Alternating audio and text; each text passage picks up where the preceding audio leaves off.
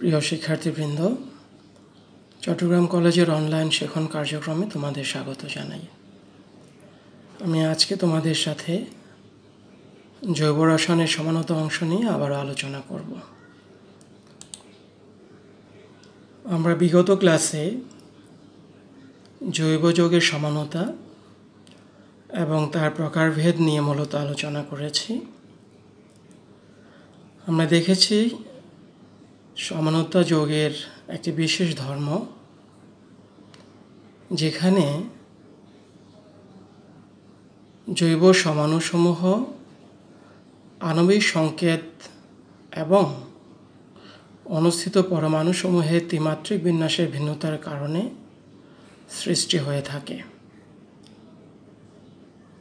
আমরা দেখেছি সমানতা মূলত দুই প্রকার: গাঠনিক সমানতা ও স্টেরিও বা ত্রিমাত্রিক সমানতা।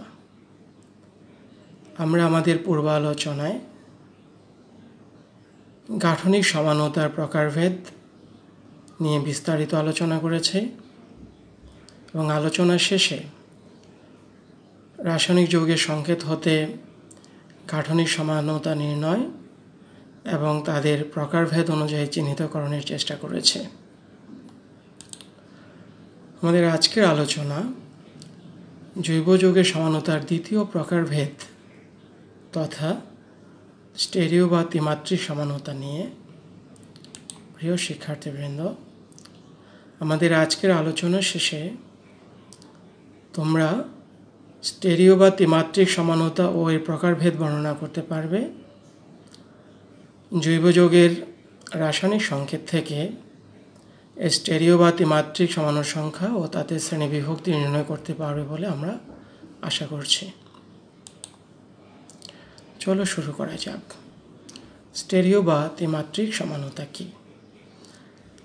আমরা জানি স্টেরিও একটি গ্রিক শব্দ, যার অর্থ হলো ত্রিমাত্রিক স্থান। একই আণবিক সংকেত ও একই গাঠনিক সংকেত বিশিষ্ট কিছু সমাণু যৌগের অনুস্থিত বিভিন্ন পরমাণু ও মূলকের ত্রিমাত্রিক অবস্থান বিন্যাসের ভিন্নতার কারণে যখন তাদের ভৌত রাসায়নিক ধর্মের পার্থক্য পরিলক্ষিত হয়, তখন মূলত স্টেরিও সমানতার উৎপন্ন হয়ে থাকে। একটু খেয়াল করে দেখো, স্টেরিও বা ত্রিমাত্রিক সমানতার ক্ষেত্রে আণবিক সংকেত এবং গাঠনিক সংকেত মূলত অভিন্ন থাকবে। শুধুমাত্র অনুস্থিত পরমাণু বা মূলকসমূহের ত্রিমাত্রিক বিন্যাস অবস্থানের ভিন্নতার কারণে সমাণুর উৎপত্তি হবে। স্টেরিও বা ত্রিমাত্রিক সমানতা মূলত দুই প্রকার। একটি হচ্ছে জ্যামিতিক সমানতা বা সিস-ট্রান্স সমানতা এবং অপরটি হচ্ছে আলোক সমানতা। আধুনিক রসায়নে জ্যামিতিক বা সিস-ট্রান্স সমানতাকে ইজেড সমানতা নামেও পরিচিত করা হয়। প্রিয় শিক্ষার্থী, আমরা স্টেরিও সমানতার প্রথম প্রকারভেদ তথা জ্যামিতিক বা সিস-ট্রান্স সমানতা নিয়ে এ পর্যায়ে আলোচনা করব। সংজ্ঞায় বলা হয়েছে, একই আণবিক ও গাঠনিক সংকেত বিশিষ্ট কোনো জৈব যৌগের অণুতে কার্বন কার্বন বন্ধনের অক্ষ বরাবর মুক্ত ঘূর্ণন সম্ভব না হলে দুটো ভিন্ন কনফিগারেশন বিশিষ্ট জৈব অণুর সৃষ্টি হবে, যাদেরকে পরস্পরের জ্যামিতিক সমাণু এবং যৌগের ধর্মকে জ্যামিতিক সমানতা বলে। আমাদেরকে খেয়াল করতে হবে যে জ্যামিতিক সমানতা শুধুমাত্র কার্বন কার্বন বন্ধনের যে অক্ষ থাকবে তার যদি মুক্ত ঘূর্ণন সম্ভব না হয় তাহলে শুধুমাত্র উৎপন্ন হবে, অন্যথায় নয়। ইথেন যৌগের বল এবং স্ট্রিক মডেলটি লক্ষ্য করো। এখানে দুটো কার্বন পরমাণু একটি স্টিক বা লাঠির সাহায্যে যুক্ত আছে। আমরা এই রেখাটিকে কার্বন কার্বন বন্ধক হিসাবে বিবেচনা করি এবং একক বন্ধনযুক্ত যৌগের ক্ষেত্রে এই বন্ধন অক্ষ বরাবর কার্বন পরমাণুসমূহ মুক্তভাবে ঘুরতে পারে, অর্থাৎ সে হয় ক্লকওয়াইজ কিংবা অ্যান্টি ক্লকওয়াইজ করে ঘুরতে পারে। তাহলে তো জ্যামিতিক সমাণু সৃষ্টি হবে না, কারণ জ্যামিতিক সমাণু সৃষ্টি হতে হলে কার্বন কার্বন বন্ধ অক্ষ বরাবর ঘূর্ণনগুলো থাকবে না, অর্থাৎ রহিত হবে, প্রশমিত হবে। তাই যদি হয়, দেখো আমরা নিচে নোট কি লিখেছি, কার্বন কার্বন দ্বিবন্ধনযুক্ত যৌগ ও চাক্রিক যৌগে শুধুমাত্র কার্বন কার্বন বন্ধ অক্ষ বরাবর মুক্ত ঘূর্ণন সম্ভব হয় না তথা বাধাগ্রস্ত হয়। কেন, চলো আমরা দেখি। তোমরা জানো যে কার্বন কার্বন সিগমা বন্ধন তৈরির পর অসংকরিত পি অরবিটালগুলো পার্শ্ব অধিক্রমণের মাধ্যমে পাই বন্ধন সৃষ্টি করে এবং দুটি কার্বন পরমাণুর মধ্যে পাই বন্ধন সমূহ সিগমা বন্ধনের উপর এবং নিচে, দেখো এই চিত্রটি মনে হচ্ছে দুটো কার্বন পরমাণু একটি লক বা একটা রিং বা আংটার সাথে লকড হয়ে আছে, অর্থাৎ পাই বন্ধনের উপস্থিতির কারণে কার্বন কার্বন যে মুক্ত ঘূর্ণন তা বাধাগ্রস্ত হবে। এছাড়া আমরা চাক্রিক যৌগের কথা বলেছি। এক্ষেত্রে দেখো সাইক্লোপ্রোপেন একটি চাক্রিক যৌগ। এখানে কি হয়েছে, প্রতিটি কার্বন পরমাণু পরস্পরের সাথে যুক্ত আছে, অর্থাৎ এক্ষেত্রে কার্বন কার্বন পরমাণুর মুক্ত ঘূর্ণন সম্ভব নয়। তাহলে পাই বন্ধন উপস্থিতির কারণে কার্বন কার্বন দ্বিবন্ধন এবং চাক্রিক যৌগ সমূহে কী হবে, জ্যামিতিক সমানতার সম্ভাবনা থাকবে। তাহলে এই বৈশিষ্ট্যটাকে আমরা জ্যামিতিক সমানতার একটি শর্ত হিসাবে বিবেচনা করতে পারি। সেক্ষেত্রে ইথিন কিংবা সাইক্লোবিউটেন জ্যামিতিক সমানতা দেখানোর কথা, কিন্তু প্রকৃতপক্ষে দেখা যায় ইথিন বা সাইক্লোবিউটেনের কোনো জ্যামিতিক সমানতা নেই। কারণ জ্যামিতিক সমানতার আমার আরও একটি শর্ত আছে। ওই শর্তে বলা আছে কার্বন কার্বন দ্বিবন্ধনযুক্ত প্রতিটি কার্বন পরমাণু এবং চাক্রিক যৌগের ক্ষেত্রে সন্নিহিত কার্বনে দুটি ভিন্ন পরমাণু বা মূলক থাকবে।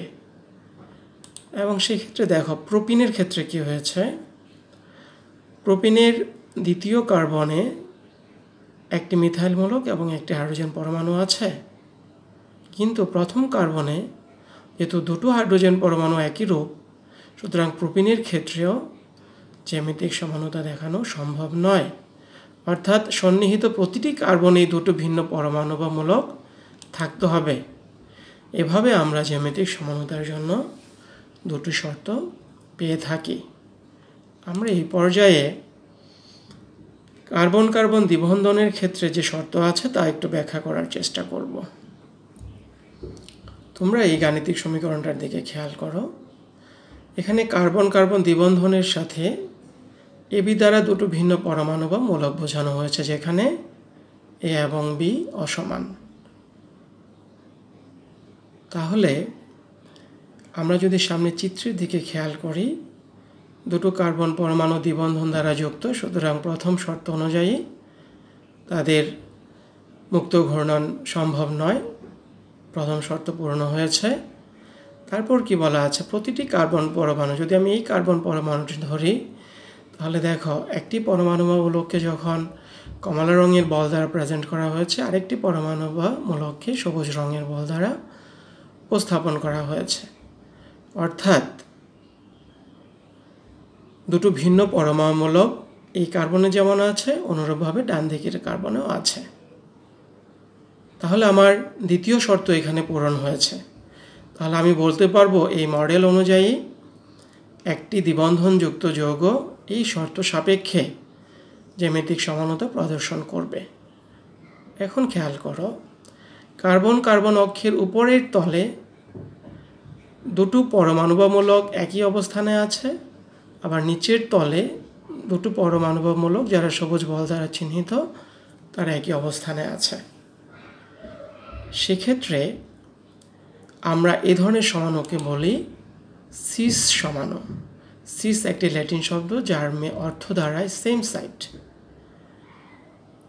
ডান দিকের চিত্রটি যদি দেখো তাহলে কি দেখাচ্ছে, ওখানে দেখো একই পরমাণুমূলক কি আছে, আড়াআড়ি অবস্থান আছে দ্বিবন্ধনযুক্ত কার্বনের। দেখো আড়াআড়ি অবস্থানে আছে। এক্ষেত্রে যে সমাণুটা পাওয়া যাবে এই সমাণুকে আমরা বলি ট্রান্স সমাণু। ল্যাটিন শব্দ ট্রান্স মানে হচ্ছে অ্যাক্রস, অর্থাৎ আড়াআড়িভাবে থাকবে। এজন্য যেহেতু আমরা সিস এবং ট্রান্স সমাণু জ্যামিতিক সমানতায় পেয়ে যাই, আমরা জ্যামিতিক সমানতাকে অনেক ক্ষেত্রে সিস ট্রান্স সমানতা বলে থাকি। প্রিয় শিক্ষার্থী, খেয়াল করে দেখো, C4H8 আণবিক সংকেত হতে 5টি গাঠনিক সমাণু সম্ভব। এর মধ্যে 3টি হচ্ছে মুক্ত শিকল সমাণু আর বাকি দুটো হচ্ছে বদ্ধ শিকল সমাণু তথা চাক্রিক যৌগ।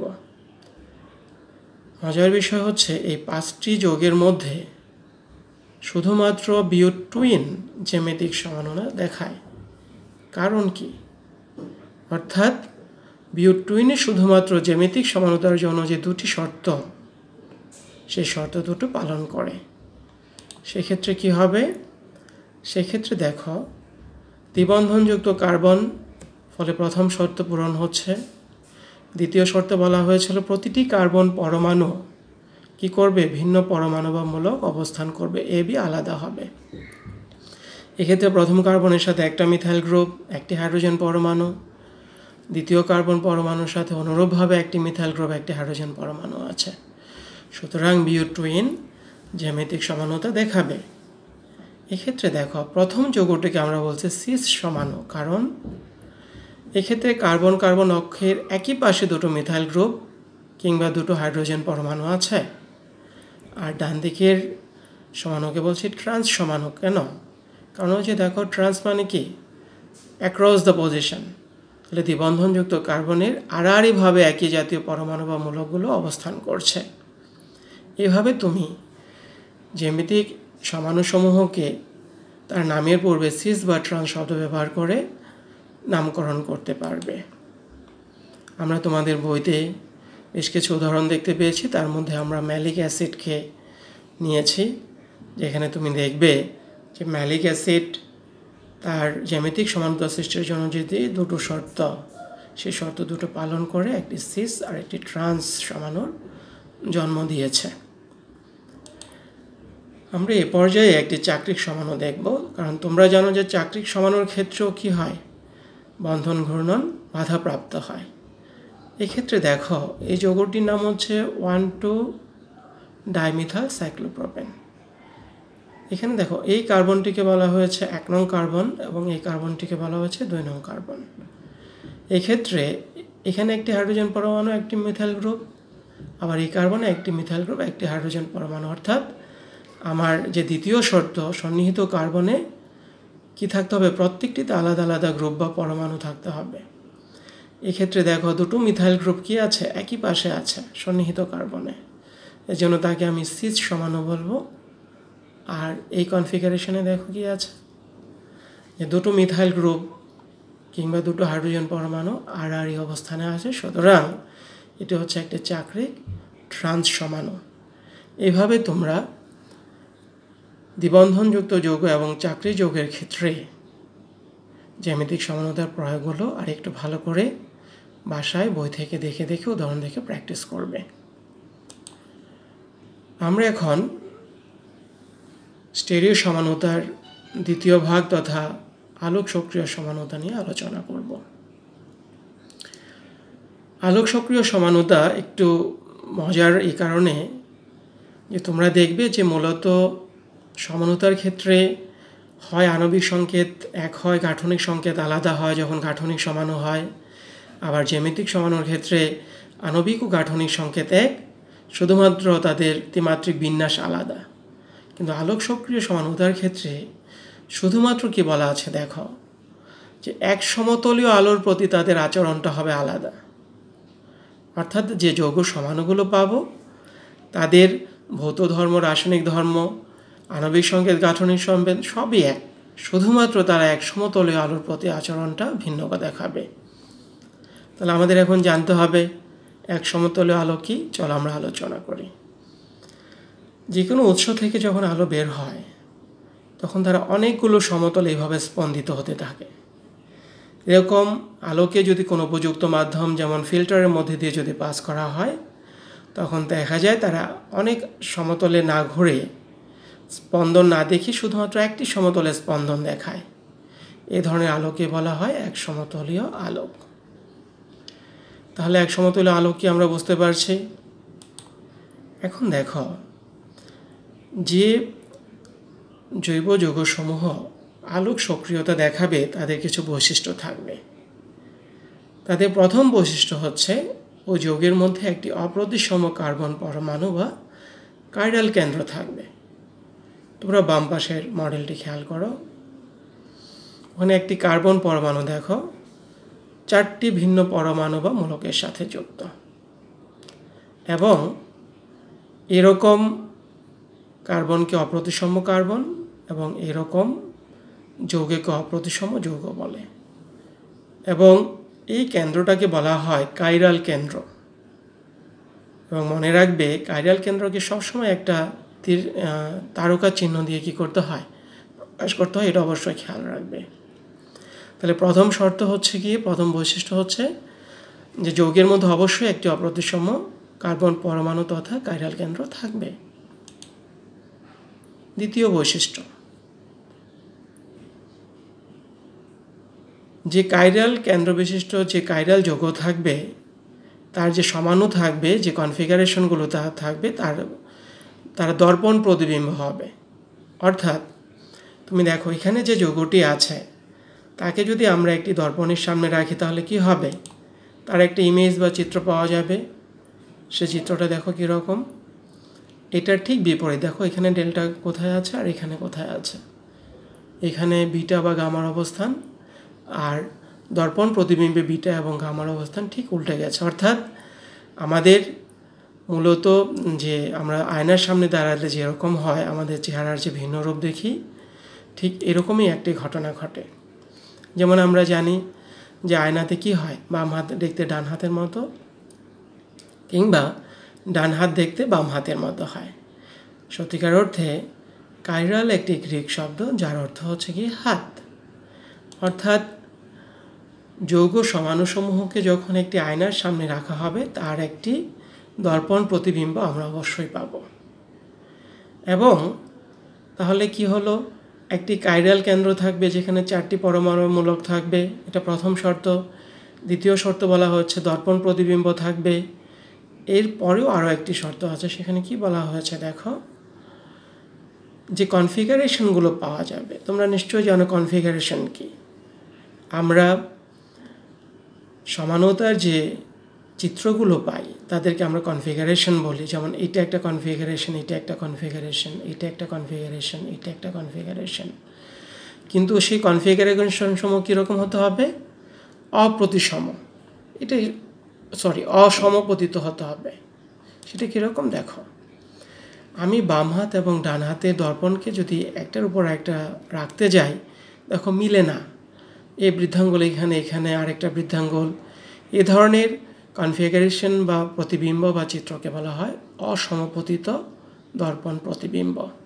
তাহলে আমরা আলোক সক্রিয় সমাণুর 3টি বৈশিষ্ট্য দেখতে পাচ্ছি।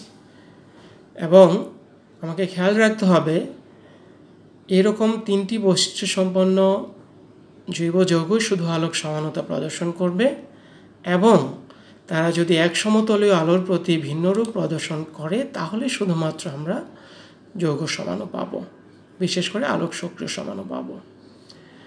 মনে করো আমাদের এরকম কাইরাল কেন্দ্রযুক্ত একটি যৌগ আছে যা আমরা কি করেছি, নমুনা হিসেবে নিয়েছি পরীক্ষা করার জন্য।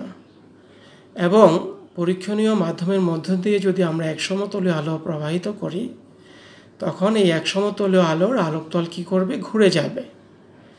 ঘুরে গেলে দেখা যাবে, যেমন ধরো এটা এরকম ছিল, উলম্বভাবে ছিল, এটা একটা কৌণিক মানে ঘুরে গেছে। দেখা যায় যে এক সমতলীয় আলো কখনো ঘড়ির কাঁটার দিকে ঘোরে কিংবা কখনো ঘড়ির কাঁটার বিপরীত দিকে ঘোরে। যে সমাণু, যে নমুনা আলোর তলকে ঘড়ির কাঁটার দিকে ঘোরাবে তাদেরকে আমরা বলি ডি সমাণু। দেখেছো, ডি সমাণু। ডি একটি ল্যাটিন শব্দ, ডেক্সট্রো মানে রাইট, বা আমরা তাকে দক্ষিণাবর্ত অনেক সময় বলে থাকি, ডানাবর্ত বলা হয়। আর অপরটিকে বলা হয় এল সমাণু, ল্যাটিন ল্যাভো, ল্যাভো মানে হচ্ছে লেফট। তার মানে যে সমাণু এক সমতুল আলোর তলকে বাম দিকে ঘোরাচ্ছে তাকে আমরা বলছি কি, বামাবর্ত বা এল সমাণু। এবং এরকম দুটো সমাণুকে আমরা আরেকটা নতুন নামে ডাকি, সেই নামটি হচ্ছে অ্যানানসিওমার। তার মানে একটি ডি সমাণু একটি এল সমাণু, কিংবা একটি এল সমাণু একটি ডি সমাণুর কি হবে, অ্যানানসিওমার হবে। মনে রাখবে, অ্যানানসিওমারও সাধারণ আলোক সক্রিয় সমাণুর মতো কি হবে, ভৌত রাসায়নিক ধর্ম অভিন্ন থাকবে। তাদের আলোর আবর্তন মাত্রও সমান, শুধুমাত্র আবর্তনের দিকটা আলাদা বা ভিন্ন। খেয়াল করো, ল্যাকটিক অ্যাসিড একটি কাইরাল যৌগ আমরা দেখতে পাচ্ছি। এরকম একটি নমুনা যদি আমরা পোলারোমিটার নলে পরীক্ষার জন্য নিয়ে তার মধ্য দিয়ে এক সমতলে আলো প্রবাহিত করি, তখন দেখা যাবে সে ওই এক সমতল আলোর তলকে হয় ডানে কিংবা বামে ঘোরাবে। যদি ডানে ঘোরায় তাহলে আমরা একটি সমাণু পাবো, যদি বামে ঘোরায় তাহলে আমরা আরেকটি সমাণু পাবো। তোমরা দেখো এখানে এটা ডানে এবং বামে ঘোরাচ্ছে। এবং আমরা বলেছিলাম যে সমাণুদ্বয়ের কি হবে, ভৌত ধর্ম অভিন্ন থাকবে, রাসায়নিক ধর্ম অভিন্ন থাকবে, তাদের ঘূর্ণন মানও অভিন্ন। শুধুমাত্র দেখো এখানে প্লাস দেয়া আছে, এখানে মাইনাস দেয়া আছে, অর্থাৎ ঘড়ির কাঁটার দিকে ঘটলে প্লাস, ঘড়ির কাঁটার বিপরীত দিকে ঘটলে মাইনাস। এভাবে আমরা একটা ডি এবং একটা এল সমাণু পাই। আবার এরকম দুটো ডি বা এল সমাণু যদি আমরা একত্রে মিশ্রিত করি, তখন ওই মিশ্রণটাকে বলা হয় রেসমিক মিশ্রণ। এবং দেখা যায় যেহেতু ডি এবং এল সমমোলার পরিমাণ আছে, ফলে কি হবে, তারা একে অপরের ঘূর্ণনকে প্রশমিত করে। যেহেতু তারা সমান মাত্রায় ঘূর্ণন দেখায়, সেই ক্ষেত্রে এই ধরনের মিশ্রণ তথা রেসমিক মিশ্রণ আলোক নিষ্ক্রিয় হয়ে থাকে। তাহলে তোমরা রেসমিক মিশ্রণ কি নিশ্চয়ই বুঝতে পারছো। আলোক নিষ্ক্রিয় ডি এবং এল সমাণুর সমমোলার মিশ্রণ। প্রিয় শিক্ষার্থীবৃন্দ, আমরা এ পর্যায়ে অপ্রতিসম কার্বন পরমাণুর সংখ্যা হতে আলোক সমাণুর সংখ্যা নির্ণয় করা শিখব। আমরা এই পর্যায়ে আমাদের কাজের বা আলোচনার সুবিধার জন্য যৌগগুলোকে 3টি শ্রেণীতে ভাগ করেছি এবং আলোক সমাণু নির্ণয়ের জন্য 3 ক্ষেত্রে আমরা 3টা সূত্রকে ব্যবহার করব।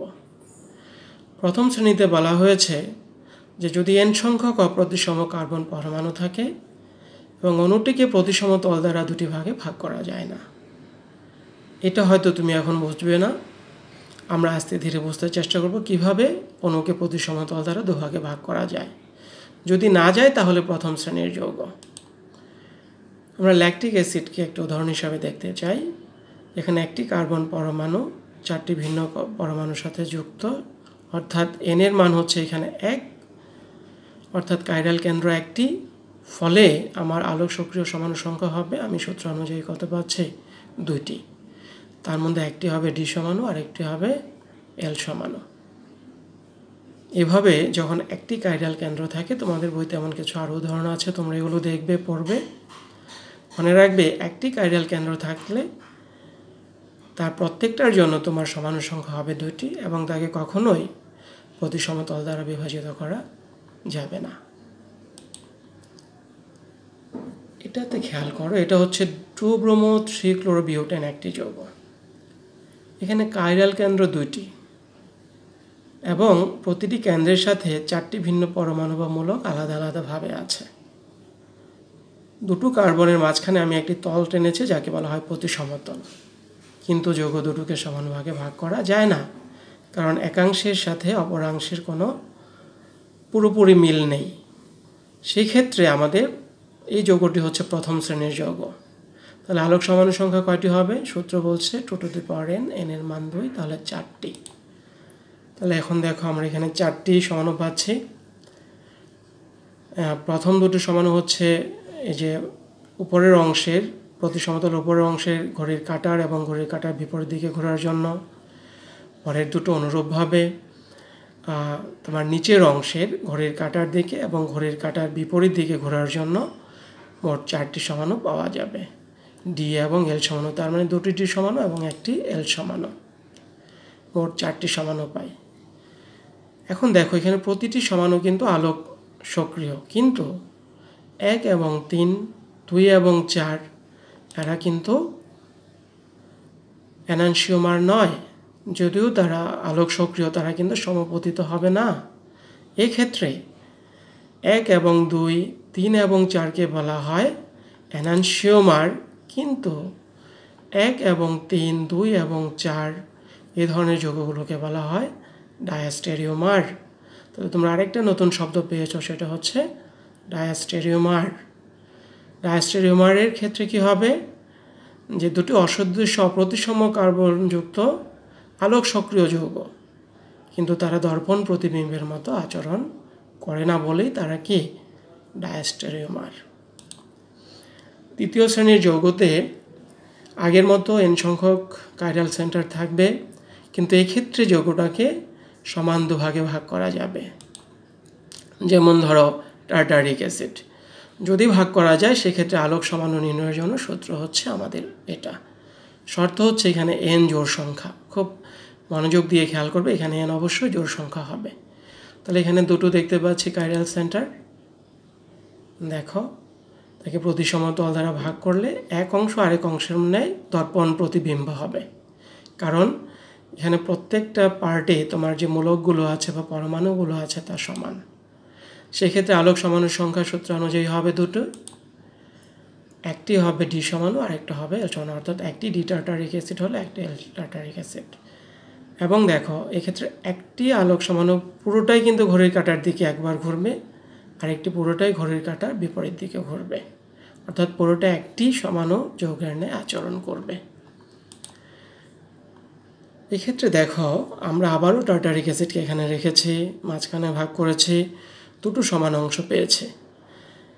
কিন্তু তুমি যদি খেয়াল করো, এই কার্বনের কাইরাল কেন্দ্র এবং এই কার্বনের কাইরাল কেন্দ্র দুটো কিন্তু পরস্পরের দর্পণ প্রতিবিম্ব, এবং এরা এমন একটি দর্পণ প্রতিবিম্ব তৈরি করে যারা অসমপতিত, এবং সেক্ষেত্রে এই ধরনের যৌগ অণু আলোক নিষ্ক্রিয় হয় এবং তাদেরকে আমরা একটি বিশেষ নামে ডাকি, এবং তাদেরকে বলা হয় মেসোযৌগ। তাহলে তোমরা আরও একটি নতুন শব্দ পেয়েছো, মেসোযৌগ। তাহলে মেসোযৌগ কারা? মেসোযৌগ মূলত একের অধিক কাইরাল কার্বন বিশিষ্ট যৌগের ক্ষেত্রে হবে, এবং তাদেরকে গঠনের সমরূপতার জন্য এমনভাবে ভাগ করা যাবে যেন এক অংশ আরেক অংশে দর্পণ প্রতিবিম্ব হবে, কিন্তু তাদের যে দর্পণ প্রতিবিম্ব তারা কী হবে, ওপরে স্থাপনীয় হবে, কিন্তু তাদের আবর্তন মাত্রা যে কিন্তু একে অপরকে কী করবে, প্রশমিত করবে। দেখো, এটা ঘড়ির কাঁটার দিকে আর একটা ঘড়ির কাঁটার বিপরীত দিকে। সেক্ষেত্রে আমরা সূত্রের মাধ্যমে কোনো একটি যৌগের মেসো গঠনও নির্ণয় করতে পারি। তোমরা সূত্রটা শিখবে এবং সেই ক্ষেত্রে n এর মান বসিয়ে কয়টি মেসো গঠন সম্ভব তাও তোমরা নির্ণয় করতে পারবে। এই টার্টারিক যৌগের ক্ষেত্রে একটি মেসো গঠন সম্ভব, এবং তা আমরা চিত্রে দেখিয়েছি। আমি বইতে আরেকটি উদাহরণ দিয়েছি তোমাদের এখানে বই থেকে, তোমরা এটা ভাষায় প্র্যাকটিস করবে। যেমন এই যৌগের মধ্যে মোট সমাণু সংখ্যা কয়টি এবং তার কয়টি মেসো গঠন সম্ভব ইত্যাদি। প্রিয় শিক্ষার্থীবৃন্দ, তৃতীয় শ্রেণীর যৌগ এবং দ্বিতীয় শ্রেণীর যৌগে খুব একটি পার্থক্য নেই। পার্থক্যটা হচ্ছে কি শুধু সূত্রের পার্থক্য। অর্থাৎ এখানেও যৌগকে সমান দুভাগে ভাগ করা যাবে। আগে সূত্রে n ছিল জোড় সংখ্যা, আমাদের এখানে n হচ্ছে বিজোড় সংখ্যা, এবং সেই ক্ষেত্রে এরকম একটি যদি বিজোড় সংখ্যাযুক্ত 3টি কাইরাল কেন্দ্র বিশিষ্ট তুমি যদি আলোক সক্রিয় সমাণু সংখ্যা নির্ণয় করতে যাও, সূত্র অনুযায়ী দেখবে যে আলোক সক্রিয় সমাণু সংখ্যা হবে 2টি এবং তার মেসো গঠন হবে 2টি। তোমরা খুব বিস্তারিত যে পড়ার এগুলো প্রয়োজন আছে গঠন টঠন তা নয়, কীভাবে মেসো গঠন কিংবা আলো সক্রিয় সমাণু সংখ্যা নির্ণয় করতে হয় অতটুকু পড়লেই চলবে। আমরা একেবারে শেষ পর্যায়ে চলে আসছি। শেষ পর্যায়ে যাওয়ার আগে তোমাদেরকে আবারও স্মরণ করে দিতে চাই যে স্টেরিও সমানুতার যে দুটি প্রকারভেদ, জ্যামিতিক এবং আলো সক্রিয় সমানুতা। জ্যামিতিক সমানুতা শুধুমাত্র দুটো শর্ত পূরণ হলেই সম্ভব, অন্যথায় নয়। আর আলোক সক্রিয় সমানুতার ক্ষেত্রে যে বৈশিষ্ট্যগুলো ইতিমধ্যে আমরা আলোচনা করেছি তা তোমরা ভালো করে পড়বে মনোযোগের সাথে। আশা করছি তোমরা বুঝতে পারবে। প্রিয় শিক্ষার্থীবৃন্দ, তোমাদের মনোযোগ সহকারে শোনার জন্য এতক্ষণ ধন্যবাদ জানাচ্ছি। ভালো থেকো সবাই।